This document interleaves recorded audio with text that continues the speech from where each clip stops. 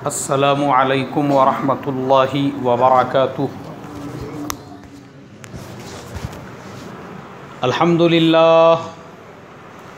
अल्हम्दुलिल्लाहि नहमदुहु व नस्तईनुहु व नस्तगफिरुहु व नुमिनु बिहि व नतवक्कलु अलैहि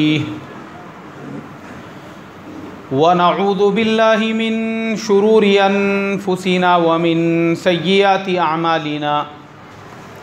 मन यहदिहिल्लाहु फला मुद्दिल्ल लहु व मन युद्लिल्हु फला हादिय लहु व नशहदु अल्ला इलाहा इल्लल्लाहु वहदहु ला शरीका लहु व नशहदु अन्ना सय्यिदना व मौलाना मुहम्मदन अब्दुहु व रसूलुहु अल्लज़ी उरसिला बिल हक़्क़ि बशीरन व नज़ीरा।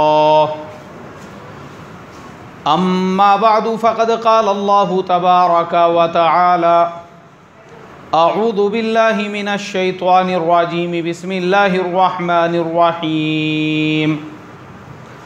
वलिल्लाहि अलन नासि हिज्जुल बैति मन इस्तताअ इलैहि सबीला। सदक़ल्लाहुल अज़ीम। मोहतरम भाइयों, बुजुर्गों, दोस्तों, पिछले 4 हफ्तों से हज का सफ़र कैसे करना चाहिए हमने उसका सिलसिला शुरू किया था। आज उसका चौथा जुमा है। हज कैसे करें? पिछले जुमा को मैंने ये बताया था कि जिद्दा से जब आप अपने बिल्डिंग पे पहुंच गए तो आपने पहले इत्मीनान से, सुकून से आराम करना चाहिए। आराम करने के बाद फिर आप गुस्ल करके अपने साथ में जो दूसरा एहराम है, क्योंकि आप हालत एहराम में गुस्ल कर सकते हैं, कोई हर्ज नहीं है, लेकिन उसमें साबुन का इस्तेमाल नहीं कर सकते और बदन पर जो मैल है उसको रगड़ रगड़ के भी नहीं निकाल सकते। सिर्फ आपको अपने बदन पर पानी डालना है और पानी डालने के बाद फिर वो जो आपका बदन है उसके ऊपर आप नए एहराम के कपड़े को भी बांध सकते हैं। चूँकि आपका पुराना एहराम पूरे सफ़र के दरमियान में मैला हो चुका है, नया एहराम पहनकर अब आप पूरी अज़मत के साथ अल्लाह तबारक व तआला के दरबार में हाज़िरी के लिए अपनी बिल्डिंग से रवाना होंगे। जैसे जैसे आप हरम शरीफ के करीब पहुँचेंगे, आपको हरम शरीफ के मनारे नज़र आएंगे तो आपके दिल में और ज़्यादा अज़मत होना चाहिए और आपकी ज़ुबान पर तलबिया जारी रहना चाहिए। लब्बैक अल्लाहुम्मा लब्बैक, लब्बैक ला शरीका लक लब्बैक, इन्नल हम्दा वन्निअमत लक वल मुल्क ला शरीका लक। आपके हर हर कदम पे आपकी ज़ुबान पे तलबिया हो। तलबिये के साथ, पूरी अज़मत के साथ अब आप हरम में पहुंच चुके हैं। जैसे ही आप हरम में पहुंच गए तो सबसे बेहतर तरीक़ा आपके लिए ये है कि हरम शरीफ के बहुत सारे दरवाज़े हैं, उन दरवाज़ों में से आप बाबुस्सलाम से हरम में दाखिल होने की कोशिश और फ़िक्र करें। बाबुस्सलाम से क्यों दाखिल हो? इसलिए कि बाबुस्सलाम पे जब आप पहुँचोगे तो आप देखेंगे अल्लाह के प्यारे नबी सल्लल्लाहु अलैहि वसल्लम की विलादत जिस मकान में हुई और अल्लाह के नबी सल्लल्लाहु अलैहि वसल्लम का जो घर मक्का मुकर्रमा के अंदर था वो बाबुस्सलाम की बिल्कुल सीदान से है। तो उलमा ये फरमाते हैं कि हरम में दाखिल होते वक्त बाबुस्सलाम से दाखिल होना ये सुन्नत है। कोशिश करें, ज़रूरी नहीं है। क्या करेंगे भाई? कोशिश करें। और अगर बाबुस्सलाम से आप नहीं दाखिल हो सकते हैं, बहुत ज़्यादा हुजूम है, रश है, आपके साथ में बूढ़े बड़े लोग हैं और उनको उतने दूर तक चलना मुश्किल हो रहा है, तो कोई बात नहीं है। आप जिस जानिब से आए हो आपके सामने जो दरवाज़ा होगा फिर उसी दरवाजे से आप बैतुल्लाह और हरम शरीफ के अंदर दाखिल होंगे। अब बैतुल्लाह के ऊपर आपकी पहली नज़र पड़ने वाली है। उलमा ने उसके बड़े बड़े फ़ज़ाइल लिखे हैं कि बैतुल्लाह के ऊपर पहली नज़र पड़ते ही जो दुआ इंसान मांगे अल्लाह तबारक व तआला उसकी उन दुआओं को कबूल फरमाते हैं। आप जिस किसी भी दरवाज़े से दाखिल हो, लेकिन जैसे ही बैतुल्लाह के ऊपर आपकी नज़र पड़े, आप अपने दिल की गहराइयों से जो जो अल्लाह तबारक व तआला से मांगना चाहते हो वो सारी दुआएं वहाँ पे खड़े रहकर मांगो, थोड़ा साइड में हटके। इसलिए कि आप बिल्कुल दरवाजे से दाखिल होकर दुआ मांगना शुरू करेंगे तो फिर पीछे से आने वाले लोगों को तकलीफ़ होगी। दरवाजे से थोड़ा बाजू में हटके फिर आप हाथ उठाओ और रोकर और गिड़गिड़ा कर अल्लाह तबारक व तआला से दुआएं मांगो, अपनी आखिरत के लिए मांगो। ऐ अल्लाह मेरी आखिरत को संवारने के फ़ैसले फरमा, ऐ अल्लाह मेरी नस्लों को दीनदार बनाने के फ़ैसले फरमा, ऐ अल्लाह तू दीन की मेहनतों के लिए कबूल करने के फ़ैसले फरमा। और दुनिया के लिए भी मांग सकते हो, ऐ अल्लाह मेरे रोज़ी के मसाइल को हल फरमा, कारोबार के मसाइल को हल फरमा, तिजारत के मसाइल को हल फरमा। बे औलादा है वो औलाद के लिए दुआ मांगे, ऐ अल्लाह मुझे नेक और सालेह औलाद अता फरमा। इसलिए कि बैतुल्लाह पे नज़र पड़ने के बाद आप जो जो दुआएं मांगोगे अल्लाह आपकी दुआओं को कबूल फरमाएगा। और ज़रूरी नहीं है आप एक ही दुआ मांगो, वहाँ खड़े रह जाओ साइड में और मुस्तकिल मांगते रहो 15 मिनट आधा घंटा, कोई बात नहीं है। पूरी दुआएं आपकी मुकम्मल हो चुकी है। अब उसके बाद चूँकि आपके बदन पे जो एहराम है वो उम्रे का एहराम है, अभी आपको उम्रा अदा करना है, इसलिए कि आपने हज्जे तमत्तु की नीयत की हुई है। अब उम्रा आपको कैसे शुरू करना है? अभी तक आपने पूरे फ़्लाइट के अंदर तलबिया पढ़ा, लब्बैक अल्लाहुम्मा लब्बैक। जिद्दा एयरपोर्ट के ऊपर आपने तलबिया पढ़ा, लब्बैक अल्लाहुम्मा लब्बैक। पूरे बस में तलबिया पढ़ा, बिल्डिंग पे तलबिया पढ़ा, बिल्डिंग से लेके हरम शरीफ तक आप पूरे रास्ते में तलबिया पढ़ते रहे, लब्बैक अल्लाहुम्मा लब्बैक ला शरीका लक लब्बैक। लेकिन याद रखो, जैसे ही आप हरम में दाखिल होंगे अब आपको तलबिया बंद कर देना है। अब आप तलबिया नहीं पढ़ोगे, इसलिए कि आप खुद हाजिर हो चुके हैं अल्लाह के दरबार में, अल्लाह के घर के सामने। अब आपको उम्रा जो आपका था वो शुरू करना है। उम्रा कैसे शुरू करेंगे?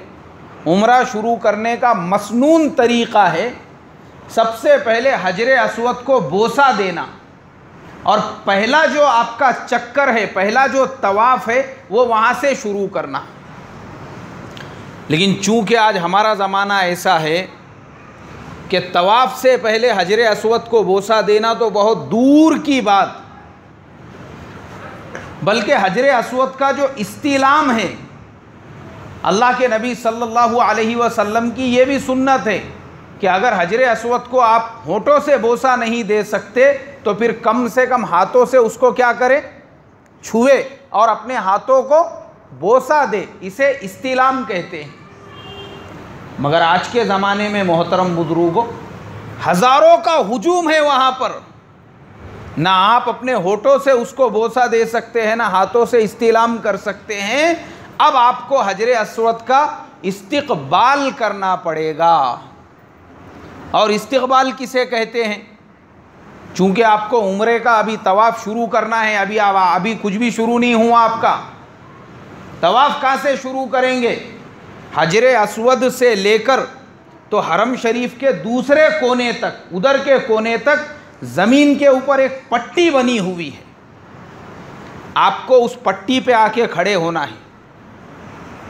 उस पट्टी पे आके खड़े होना है। आपके सीधे तरफ जो है ना, हरे कलर की ऐसी कम से कम एक बड़ी ट्यूबलाइट जल रही है। तो वो ट्यूबलाइट आपको समझाने के लिए है कि वो ट्यूबलाइट और लेफ़्ट साइड में जो आपके हजरे अस्वद है दोनों के बीच में नीचे ज़मीन पे वो पट्टी है जहाँ से आपका एक तवाफ़ शुरू होगा। आपको वो पट्टी पे आके खड़े होना है। अब आप वो पट्टी पे खड़े रहेंगे लेकिन आपका सीना सामने होगा। हजरे अस्वद की तरफ ऐसा पूरा आपको मुड़ना नहीं है, बल्कि आपको सीधा ऐसा ही खड़े रहना है। हजरे अस्वद की तरफ सिर्फ आप अपनी मुंडी पलटाएंगे। ऐसा क्या पलटाएंगे भाई? मुंडी पलटाने का ऐसा गर्दन। अब हजरे अस्वद आपके सामने है। हजरे अस्वद की तरफ आपने चेहरा किए। अब दोनों हाथों से हजरे अस्वद की तरफ इस तरीके से इशारा करके कहना है, बिस्मिल्लाहि अल्लाहु अकबर वस्सलातु वस्सलामु अला सय्यिदिल अंबियाइ वल मुरसलीन। फिर आप अपने दोनों हाथों को बोसा देंगे। इसे कहते हैं इस्तिक़बाल करना। क्या करना कहते हैं भाई? इस्तिक़बाल। आपने इस्तिक़बाल कर दिया। अब यहाँ से आपका तवाफ़ शुरू। अब तवाफ़ से पहले भी कुछ बातें याद रखो। ये तवाफ़ के बाद आपको सफ़ा मरवा की सई करना है। तो हर वो तवाफ़ जिसके बाद सफ़ा मरवा की सई करना है उसमें आपको इज़्तिबा करना पड़ेगा। इस्तिबा किसे कहते हैं? आपका जो एहराम का कपड़ा है वो आपका जो दायां मोंढा है, दायां कांधा है, आप उसको उसके नीचे से निकालकर अपने बाएं कांधे के ऊपर रखेंगे। तो आपका जो दायां कांधा है वो पूरी तरह से बरहना होगा, यानी उसके ऊपर जो है कपड़ा नहीं रहेगा। इसे क्या कहते हैं? इस्तिबा कहते हैं। और ये सिर्फ उसी तवाफ़ में किया जाएगा जिस तवाफ़ के बाद आपको क्या करना है? सफ़ा मरवा की सई करना है। याद रखो, उसमें आपको इस्तिबा करना पड़ेगा। तो आप भी अपने एहराम की चादर को बाएं कांधे के नीचे से निकालकर, दाएं कांधे के नीचे से निकालकर बाएं कांधे के ऊपर रखेंगे और आपका दायां मोंढा जो है वो पूरी तरह से बरहना होगा। अब शुरू के जो 3 चक्कर है वो 3 चक्कर आपको दौड़ते हुए और पैर के जो पंजे हैं उसके ऊपर खड़े रहकर ऐसा सीना तान के करना है। उसको रमल कहते हैं। क्या कहते हैं उसको? रमल कहते हैं। शुरू के जो 3 शौत है, ये जो चक्कर है अरबी में उसको शौत कहते हैं, जो आप तवाफ़ करने वाले हैं। तवाफ़ जो है तवाफ़ वो पूरे 7 चक्कर मुकम्मल होने के बाद, वो पूरे के पूरे 7 चक्कर के बाद जो है उसको तवाफ़ कहते हैं, एक तवाफ़। लेकिन चक्कर जो आप मार रहे हैं उसको अरबी में शौत कहते हैं और हम उसको एक चक्कर कहेंगे। तो शुरू के जो 3 चक्कर है उसमें आपको पैरों के पंजों पे खड़े रहकर सीना तान कर और ऐसा जो है पहलवान के जैसा चलना है, थोड़ा दौड़ते हुए चलना है। आप वो पट्टी पे आ गए। अब आपने पहला तवाफ़ शुरू किए, इस्तिबा भी आपने कर ली। अब कोशिश करो दौड़ने की। अब वहाँ पे होता ये है, वहाँ पे हज़ारों का हुजूम होगा। ऐसा नहीं है कि आपके लिए स्पेशल वहाँ पे जो है पूरी जगह खाली की जाएंगी। अब आप सोचेंगे कि मैं बैतुल्ला के बाजू खड़े रह के तवाफ़ करूँ, ये आपकी सबसे बड़ी गलत फहमी होगी। आपको तवाफ़ करना है बैतुल्ला से एकदम दूर, जहाँ पे एकदम खुली जगह है। आप सोचेंगे कि मैं बैतुल्ला के नज़दीक जाऊँगा तो मेरा हर तवाफ़ जो है वो जल्दी से क्या होगा? पूरा हो जाएगा। वो चक्कर में अगर आप जाओगे ना तो फिर आप जो है वो वहाँ पे बड़े बड़े अफ्रीकन जो जाड़े काले जो होते हैं वो ऐसा आपको चक्की के पाट की तरह से पीसना शुरू करेंगे। फिर उनके बदन के बीच में आप आ रहे हैं, वो 7-7, 7.5, 8-8 फीट के होते हैं। आपको सांस लेना नहीं जमेंगी। आप ऐसी मुंडी ऊपर करेंगे सांस लेने को तो उनके बॉडी की गर्मी ऐसी नाक में जाएंगी, आपके ऑक्सीजन नहीं मिलेगा। मैंने मेरी आंखों से देखा हूं लोगों को बेहोशी की हालत में पुलिस के जो लोग हैं, वहां की जो शुरता है, वो उठा उठा के लेकर जाती है एम्बुलेंस के अंदर। काहे के वास्ते? इसलिए कि हम कमज़ोर लोग हैं उनके मुकाबले में। भले यहाँ पे हम कितने भी खुदिया मारो, अपनी ताकत के ऊपर, मैं ऐसा मैं वैसा, वो पूरी हवा निकल जाती वहाँ पे। वहाँ मज़ा महसूस होता गुटखों का, सिगरेट का, बीड़ियों का। साला बोले छोड़ देता तो अच्छा रहता था, तब यहाँ इतनी तकलीफ़ नहीं होती थी मेरे को। ये सब गुटखों की वजह से सांस फूल रही बोले मेरी। क्या हमारे अब्बा ने बोले थे बीड़िया छोड़ दे बोल के, छोड़ा नहीं बोले यार मैंने। बीड़िया छोड़ता तो यहाँ तकलीफ़ नहीं होती थी, वहाँ पूरा मज़ा महसूस होता बीड़ियों का, सिगरेट का, गुटखों का। अब वो जो रहते वो डांड के रहते, वो चलते रहते अल्लाह अल्लाह अल्लाह अल्लाह। और अपना ये जो है यहीं पे, अरे सरक रे बाबा थोड़ा इधर होने दे रे भाई, मेरे को सांस जम रही नहीं बोले लेना। तो इसके वास्ते बैतुल्लाह के नज़दीक से तवाफ़ नहीं करने का। कहाँ से तवाफ़ करेंगे? दूर से, आराम से, भले टाइम लगे, दूर खड़े रह के अपनी ताकत, अपनी बहादुरी वहाँ नहीं बताने का, यहाँ ठीक है। अब उसके बाद आपने पहला चक्कर शुरू किए रमल के साथ, पहला चक्कर आपका पूरा हो गया। उसके बाद में वापस से आप आएंगे काय के ऊपर? वही पट्टी के ऊपर। अब फिर आपको दूसरा चक्कर पूरा करना है, फिर दोबारा आपका सीना सामने होगा और सिर्फ आप अपनी मुंडी, अपना चेहरा हजरे अस्वद की तरफ करके कहोगे बिस्मिल्लाहि अल्लाहु अकबर वस्सलातु वस्सलामु अला सय्यिदिल अंबिया वल मुरसलीन। उसका इस्तिक़बाल करके फिर दूसरा चक्कर शुरू होगा। फिर आपका दूसरा चक्कर पूरा हो गया, फिर आपको कहाँ पे आना है? पट्टी के ऊपर आना है। पट्टी पे आप खड़े हो गए, उसके बाद फिर आप हजरे अस्वद की तरफ चेहरा करोगे बिस्मिल्लाहि अल्लाहु अकबर वस्सलातु वस्सलामु अला सय्यिदिल अंबिया वल मुरसलीन। फिर उसको बोसा देकर उसका इस्तिक़बाल करोगे और अपना तीसरा चक्कर शुरू कर देंगे। हर चक्कर में आपको पट्टी पे आके खड़े होना है और खड़े होके हजरे अस्वद की तरफ चेहरा करना है।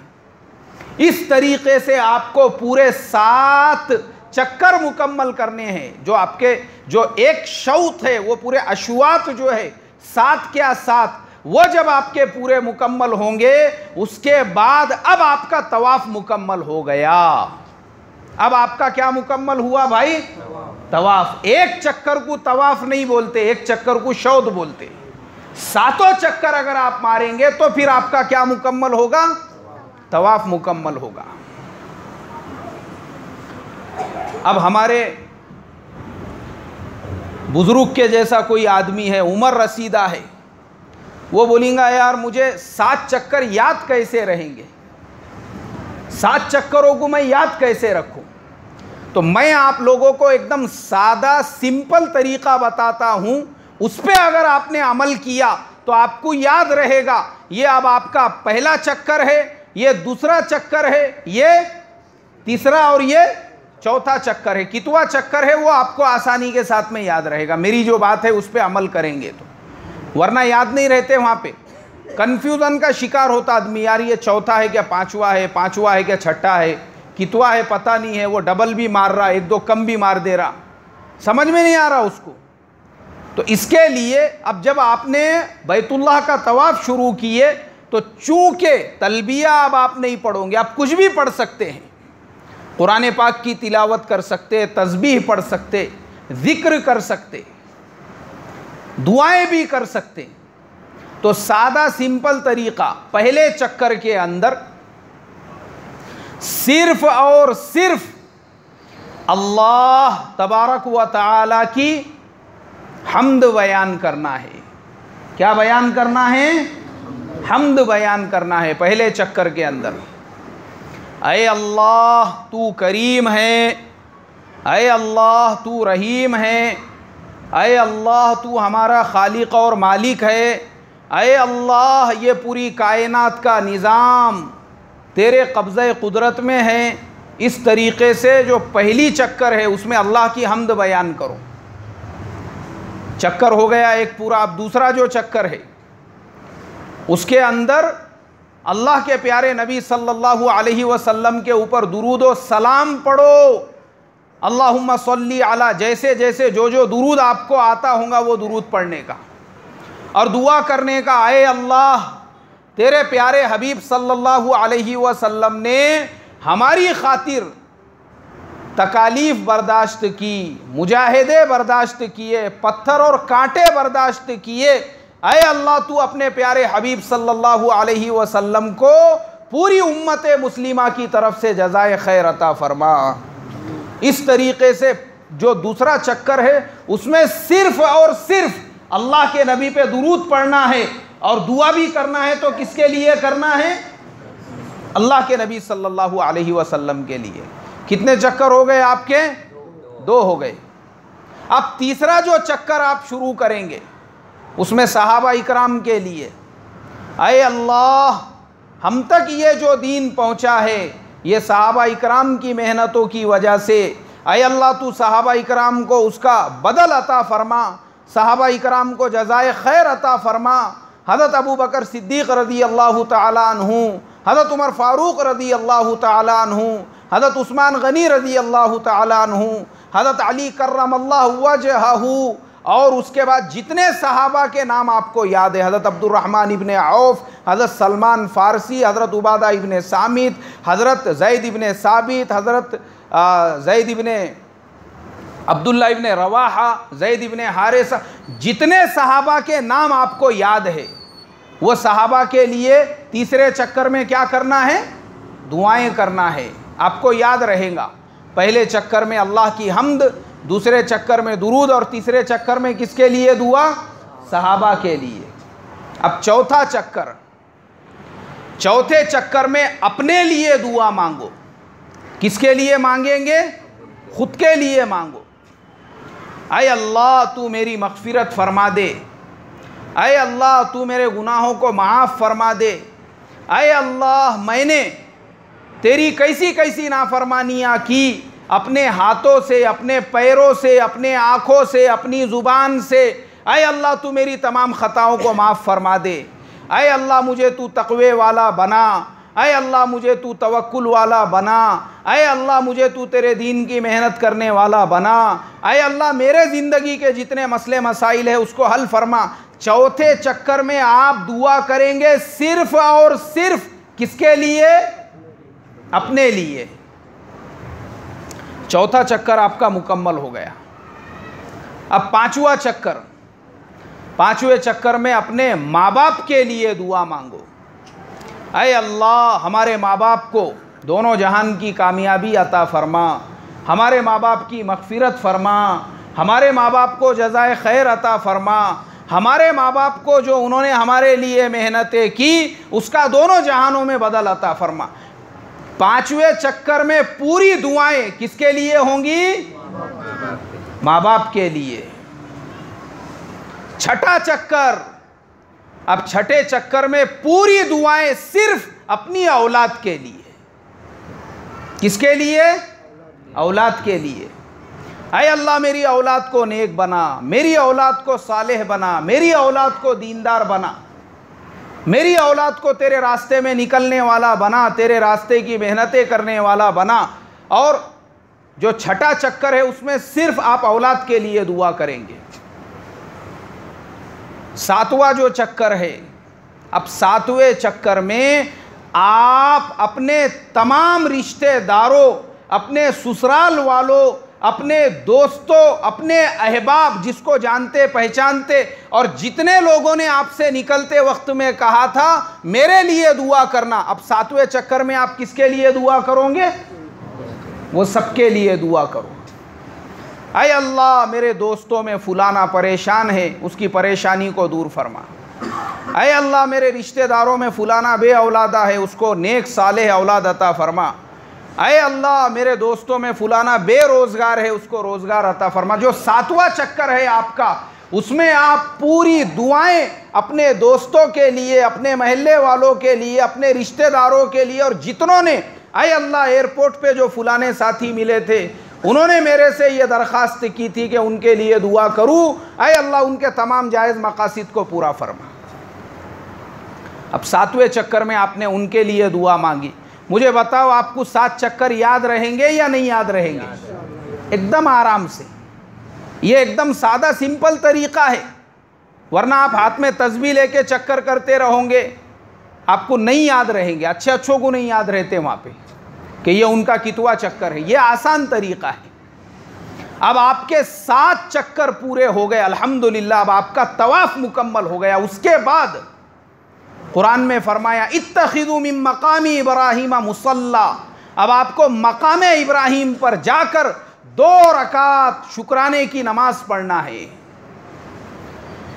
मकाम इब्राहीम बिल्कुल बैतुल्लाह के दरवाजे के सामने है। अब आप अगर वहाँ जाकर नमाज पढ़ने की कोशिश करोगे, नहीं पढ़ सकते आप, इसलिए कि लाखों का वहाँ पे हुजूम है।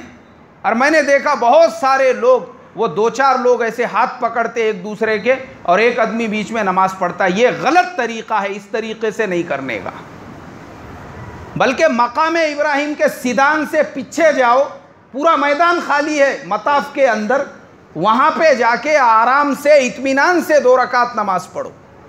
पूरे हरम में कहीं पे भी नमाज पढ़ो तो वो आपकी मकाम इब्राहीम की नमाज शुमार होंगी।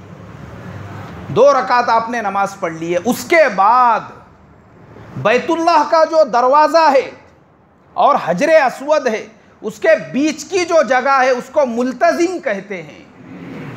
अगर वहाँ पे रश और हुजूम नहीं है और आपके पास में वक्त है तो मुल्तजिम की दीवार से जाके ऐसा चिमट कर दुआ करो जितना हो सकता है।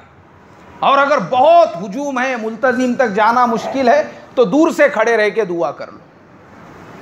अल्लाह ताला वहाँ की भी दुआ को कबूल कर लेंगे। अब उसके बाद आप आएंगे जमज़म पर। हरम शरीफ के अंदर चारों तरफ जमज़म के नल लगे हुए हैं। जमज़म का पानी हर जगह आपको मिलेगा। अब अल्लाह के नबी सल्लल्लाहु अलैहि वसल्लम की सुन्नत यह है कि पेट भर कर जमज़म का पानी पिया जाए, पेट भर कर, खूब शिकम सैर होकर। अल्लाह के नबी ने डोल उठाकर इतना पानी पिया, फरमाया कि इतना पानी पियो वो तुम्हारे हलक तक आ जावे। और जमज़म का पानी पीने से पहले दुआ करो, अल्लाहुम्मा इन्नी अस्अलुका इल्मन नाफिआ व रिज़्क़न वासिआ व अमलन मुतक़ब्बला व शिफ़ाअम मिन कुल्लि दा। ये सुन्नत है। ये दुआ पढ़ के जमज़म का पानी पीना है और खूब पीना है जहाँ तक आप पी सकते हैं। जमज़म का पानी आपने पी लिए। अब उसके बाद आपकी सफ़ा मरवा की सई बाकी है।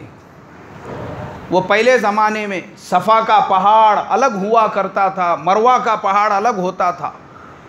लेकिन आज के ज़माने में जो सऊदी गवर्नमेंट है उसने आपकी सहूलत के लिए, आपकी आसानी के लिए सफ़ा और मरवा के बीच में पूरा एसी एकदम यानी लेवल वाला जो रास्ता है, और वो भी कितने फ्लोर का है, उसको 7 फ्लोर का बना दिया हुआ है। आपको वहाँ पे रश करने की, हुजूम करने की और भागने की और एक दूसरे के ऊपर गिरने की कोई ज़रूरत नहीं है। और लिफ्ट बनी हुई है उसके अंदर। अगर पहले फ्लोर पे आपको जगह नहीं है, सेकंड पे, थर्ड पे, जहाँ जाना है ऊपर जाइए, और वो लिफ्ट ऐसी है उसमें एक वक्त में कई लोग खड़े हो सकते हैं। तो वहाँ पे हुजूम नहीं करने का। सफ़ा मरवा पे आप आए तो पहले आप सफ़ा पहाड़ के पास आओगे, वहाँ से आपको बैतुल्लाह नज़र आएगा। बैतुल्लाह की तरफ चेहरा करो और कुरान की आयत पढ़ो, इन्ना सफ़ा वल मरवता मिन शआइरिल्लाह फमन हज्जल बैता अवी तमारा फला जुनाह अलैहि अन यतव्वफ़ बिहिमा वमन ततव्वअ खैरन।